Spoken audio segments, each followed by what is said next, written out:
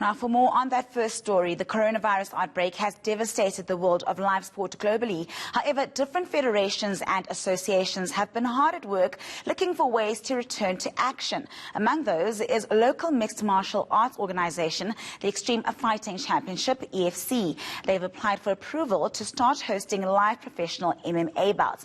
On the line, we are joined by EFC President Cairo Howarth. A very good morning to you, Cairo. EFC is known to have some of the best safety standards in the world. I mean, so many different tests are conducted in the days leading up to the fights. If live bouts were to resume during this time, how confident are you that this can go ahead successfully without anyone being put at risk? We're very confident. Thanks, Nandi. Like you said, we already do so much testing before a professional MMA bout. We're doing HIV and hepatitis testing, we're doing brain scans, we're doing a whole bunch of stuff, clearances from doctors that we already do prior to a normal bout. And now we've got mitigation factors for COVID-19. We've got the fortunate position of learning what they've been doing in the States. USA has recently started hosting professional mixed martial arts bouts again. So we've borrowed a lot from what they've been doing and obviously implemented localized it for ourselves and put it in there. But really, the risk is very, very minimal from a transmission point of view.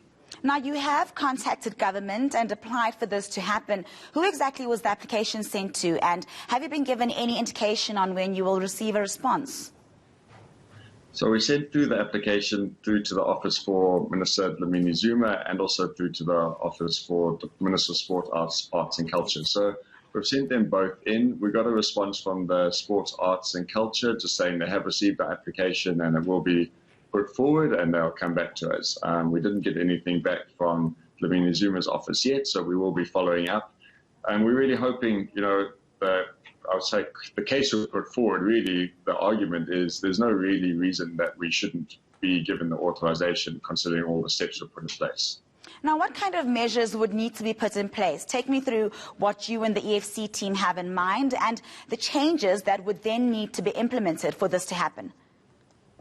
So one of the biggest ones is changing it from normally in the past, our EFC events have taken place in big arenas with a massive live audience of thousands of people attending a live event. So we've stripped that down. We've really simplified our live event format. It will be hosted in a TV studio environment. So there will be no live fans in attendance, so behind closed doors as it's known. And that automatically obviously strips away the risk from a fan attendance point of view from the spread of the virus. And then down to the actual athletes competing themselves, they will be screened extensively leading up to their bouts. So they've got forms that they need to fill in, and we've got a whole team protocol for their teams to be checking temperatures and a whole bunch of stuff leading up to the show. When they do get closer to event week, we will be testing them specifically for COVID, the athletes themselves. So they would need to come back they would have a negative COVID test right before their bout, and they'll be quarantined from the time they take that test up until their actual bout itself. So those are just some of the additional things from the athlete point of view. The same applies with the crew. We've stripped down the crew right down to much smaller team. And again, there will be screening for all the crew.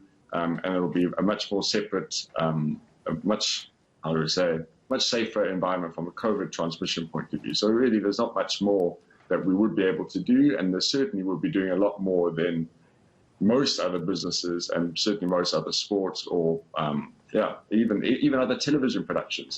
Television productions have been operating in level 4 in South Africa in big studios, and they're not testing every single person that's in there for COVID. So we're going to be doing a lot more than most. All right, let's leave it there. Thank you very much, Cairo. That was